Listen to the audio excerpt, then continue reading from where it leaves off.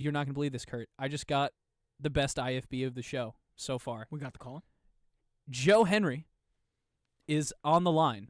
Joe Henry's here? Joe Henry from Cooperstown. Joe, what's up? Well, what's funny is that it's not just Joe Henry. It's Joe Henry, Bobby Ciafardini, Owen Kelty, Christopher Robert Carrino III, and Brendan Shorey. Joe Henry and friends. And Bobby Joe Henry C. and friends and Bobby C. Calling in from Cooperstown. I've seen some of your guys' content already. We'll play some of it on the show later. But I guess first off, how are you guys feeling up there? What are the vibes like in Cooperstown today? Man, it's fantastic every day.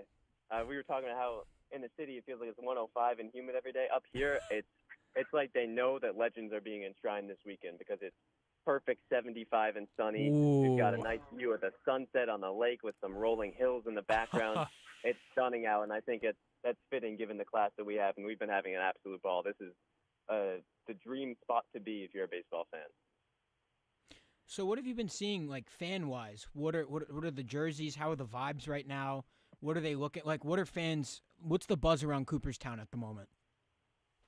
Yeah, Kurt. Me in the jersey department. I know. I feel obviously from a Seattle perspective, Seattle's definitely shown out. That's not the closest place, obviously, kind of cross country from a certain perspective, but they love Ichiro and they're out here in droves. Obviously, you get Yankee fans every year with the proximity and also just the sheer amount of Yankee fans, but especially with TC this year, it feels like a lot of people are out supporting. It's a large diversity of fans. You almost see a fan from every team when you're here. There's only a few outliers that you don't see, but for the most part, it really feels like just a good, positive, general baseball environment. We also talked, I'm not sure if it was Joe, it might have been Joe, but we talked about there's no losers at an event like this either. So everyone is, here to celebrate, here to have a good time, and those vibes carry through the entire event the whole weekend. Over under on 5 Colorado Rocky jerseys at Cooperstown. We've seen 0. We've seen 0 Colorado Rockies. We've seen 0 Tampa Bay Rays, and we've seen 0 Texas Rangers. We're still on waiting. Wow. I know Brendan's not happy about that. Okay. Wow, that's actually... I'm not the happiest about that, you're right. So we have Texas Ranger royalty here. Adrian Beltre is here, so we'll go ahead and count that one. Okay, we'll take that. Yeah, we'll there take you go. It. Yeah, technically that's representation. Sure, take it. But you guys mentioned the big support for Ichiro, big support from the Seattle Mariners. But is there, like, how big is the support from the Japanese fans? Are they out in droves in Cooperstown right now? Yeah, I would say that there's a lot of Japanese fans here. I'd say a little bit less. I think we were talking about it earlier than we expected. I think tomorrow is the day we're really going to see the big crowds of people. Today was one of the first days that I think Main Street really was with the parade going on tonight has been starting to get really packed. Last 2 days we've seen like a decent amount of Japanese fans, just kind of fans in general walking down the street with the signings going on yesterday. But I think the big day is going to be tomorrow when they start the ceremony. We're going to see all those fans crowding up on the hills, especially the Japanese fans. I think they'll be there tomorrow, especially for Ichiro. We just got out of the Ichiro press conference, a large Japanese contingent there, asking him a lot of questions there. So I think tomorrow's going to be the big day for where we really see the crowd. Yeah, Ichiro is royalty. I mean, look at any Asian-born, Asian-descendant player in the MLB today, or even folks who are going to be the MLB in the future. They name Ichiro as their idol 9 times out of 10. I think that's the sentiment that you hear all across the league when guys talk about him.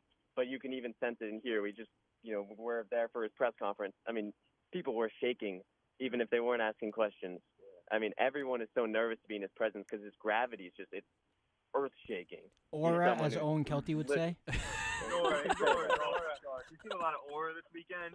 This is up there. And on a serious note, especially in this modern age with social media and things like that, it's really hard to create that sort of mystique around you or mystique around your brand. And it seems like Ichiro, one of the last guys that really kind of has that mystique around him. And it's been just so cool to be around it, be a part of it. It's been really awesome. His aura is ancient. His impact on the players is the same as his impact on the fans. Like, obviously, he's influenced a generation, and we see so many amazing Japanese talents around the baseball world today, and even other global talents from all over the world. I think he, not just by virtue of being Japanese, but by virtue of being not from America, not from the Caribbean, has opened up such a world of possibilities for so many people onlooking, seeing the MLB as something that for a long time felt unattainable for folks around the world. And I think fans see it the exact same way. There's folks who never were into the MLB before they saw Ichiro really be a trailblazer, and that's the kind of thing that you're seeing this weekend.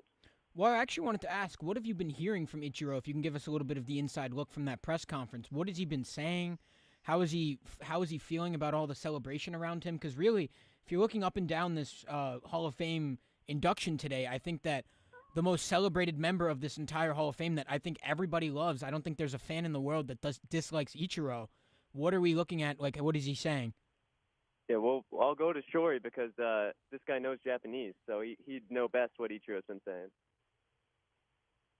He has been very humble. I actually asked him in Japanese at the press conference today. They did. Wait. The first. Hold on, Brendan. Kurt's reeling from this revelation. You know Japanese? No, I don't. I was joking. Oh, But okay. they I was did the about to first say. half- For Ichiro, they did the first half of the press conference in English, and the second half of the questions were in Japanese. But you could tell throughout his responses, the ones that we could understand in English, he's a very humble guy. He's very glad to be here. He even said, like, the Hall of Fame was never really his ultimate goal. He just liked being out on the baseball field. He liked being out there playing ball and doing his thing. Yeah, that's how you hit home runs without trying. Yeah. So that's how Anthony you get to Volpe- the Hall. Don't try. Anthony Volpe needs to start doing that. I think the best takeaway from Ichiro's press is, yes, he's so honored to be here at the Hall, but he's so in love with this sport. He said earlier today, to knock off some nerves, he just went down to the field and did a long toss. Well, he's still playing ball they asked every him day. if he was practicing his speech, and he was like, I should be practicing it more. I really haven't, but I did do a workout this morning, and that was more important. And I thought that is almost a great amalgamation for his entire career. He's trying to make they're going to celebrate his memory of him as a player tomorrow, and he's more occupied on how to kind of get better today. I think that's honestly just a great life lesson in general too. Instead of a speech, he should just do BP. Like, just take a round of BP and let everybody watch, and that's the whole thing. Yeah. Or hit balls for the fans into the crowd. Oh, that would be awesome. Crowd. I think we're onto something with that. I think that should be the next Hall of Fame induction.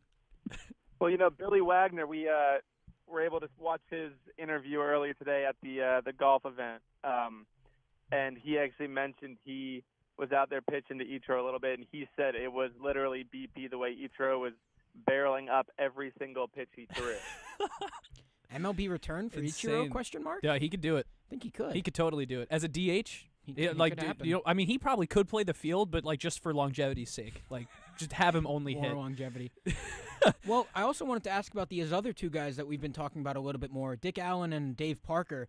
What have you guys been seeing from the contingent around them? Because they've passed on, but there's a lot of they're legends in their respective career. What have you been hearing about them, and have you seen a lot of fans with them with their jerseys on? Yeah, we just saw a media member wearing a Dick Allen jersey walking into the media space. We had the opportunity of being we were at the table next to Dick Allen's family last night at dinner. Obviously didn't bother them or anything like that, but just from his perspective, I was even thinking about it because Dick Allen's picture, his large almost cutout is next to where the press conferences is, and for a guy who obviously passed away and went into, whether it's him or Dave Parker, they passed away maybe not thinking of themselves as Hall of Famers and things of that nature. It is sad from a certain perspective they didn't get to see how they were remembered, but also from the perspective of their families, I just find it to be so special, so important that maybe they were cut short a little bit when it comes to Hall of Fame. They weren't able to experience that themselves, but the families get to experience that for them. I think specifically for those two guys, that's so cool. I think for the black community in baseball, it's fantastic as well. There was a Souls of the Game exhibit at the museum that was very cool and new. And between them two and CC, it's a big moment for that community in the baseball community, and just in general, it's a very diverse class. Obviously, Ichiro from Japan, and just all coming from all walks of life. But it has been a fantastic, just whether it's buzz or whether it's intricately with any of the inductees, it's been fantastic. Hey, Kelty, word on the street is you wasted no time inserting yourself into a wiffle ball game up there in Cooperstown almost immediately after arriving. Do you have any elaboration for us? So, yeah, the wiffle ball game was interesting. This came after also almost blowing my shoulder out, taking BP earlier in the day. So With a wood bat. With a wood bat. Okay. My shoulder hurts. Whole right arm is numb, but that didn't stop me from actually falling down a hill. Oh, All right. During wiffle ball. Nice. That did During happen. wiffle ball, like the field, like the Yeah. hill was in play? Well, it was like a home run, but I was going to get the ball, and I didn't think it was that steep. And I took a step down straight from there. I thought we had a Houston And then Astros I, situation. An absolute bomb, except it was foul. Did hit some lady's window. She was not too happy about that. Okay, it's a wiffle But, ball. Come on. Single Or wait, arm one of dude, your BP balls hit a to the window? shoulder. No, what? What was the question? Did What it go through the window? did one of your BP balls hit the window, or was it one of the wiffle balls? No, the BP was in the cage. Oh, The okay, BP, yeah, that I was imagine, yeah. An embarrassing yeah. showing for most of us. I think we can all Okay. agree on that one. Dude, now I Yeah, really you- wish I was there because I would have lit up the cage. I haven't been in a Chris Carrino cage in a didn't hit the minute, ball- but I hit would have the been over squaring them up. 40, It went up to 60. But yeah, the wiffle ball showing. That was good. I think I had a good performance in wiffle ball besides falling down the hill. Yeah, I think it was good.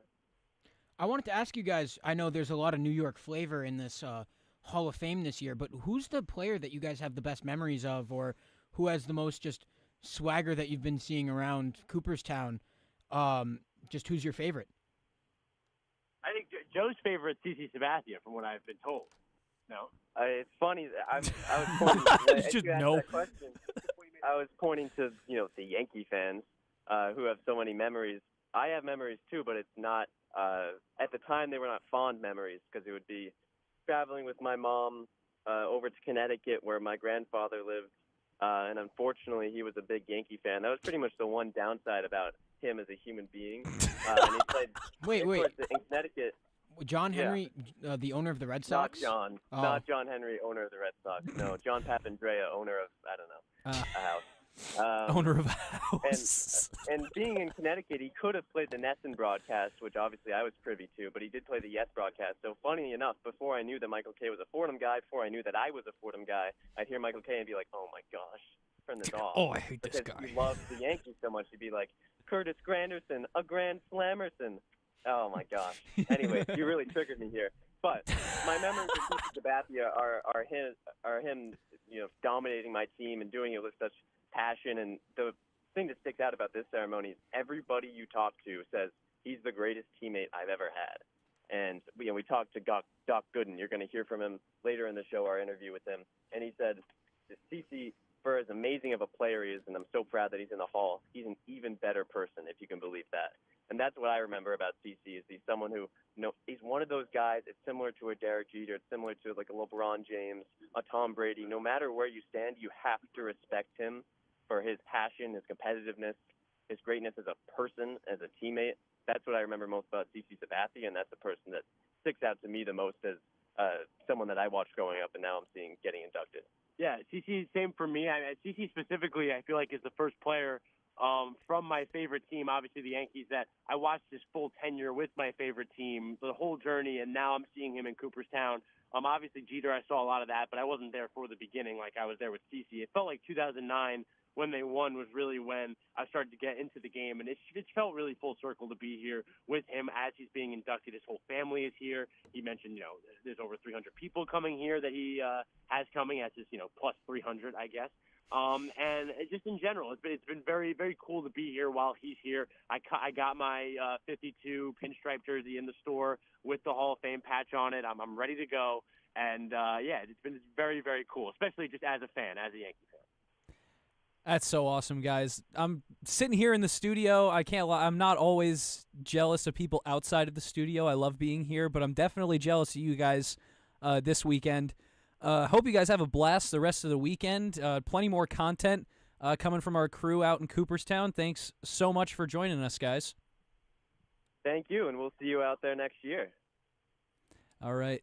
And that is also going to wrap up our Hall of Fame segment. We have a brief little MLB/trade deadline check-in on the other side of this break, but we'll be right back on 90.7 FM with more one-on-one.